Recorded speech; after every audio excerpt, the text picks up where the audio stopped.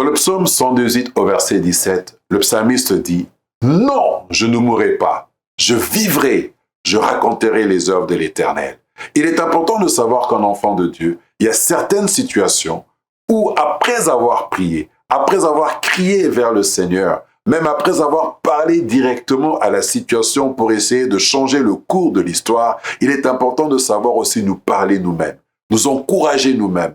On voit le psalmiste qui est dans une situation très difficile, mais il rentre en lui-même et il prend cette décision en disant « Non, je ne mourrai pas. Je vivrai, je raconterai les œuvres de l'Éternel. » Et lorsqu'on parcourt encore la Bible, on voit même dans le psaume 42 au verset 5, le psalmiste dit encore, il parle à lui-même et dit « Pourquoi t'as battu mon âme? Pourquoi gémis-tu au-dedans de toi? Prends conscience, relève-toi, je le louerai encore, je m'appuierai encore sur l'Éternel. » Je ne sais pas quelle est la situation que tu traverses ou quelle est cette situation qui est devant toi, qui te paraît difficile, qui t'abat. Parle à toi-même, fortifie ton âme, réveille-toi, encourage-toi, dis non, il y a une chose que je veux me souvenir, une chose que je veux rappeler constamment en mon cœur et en moi-même, c'est que les bontés de l'Éternel ne sont pas épuisées. Elles ne sont point arrivées à leur terme, mais elles se renouvellent chaque matin. Et lorsque nous sommes capables de nous fortifier nous-mêmes, de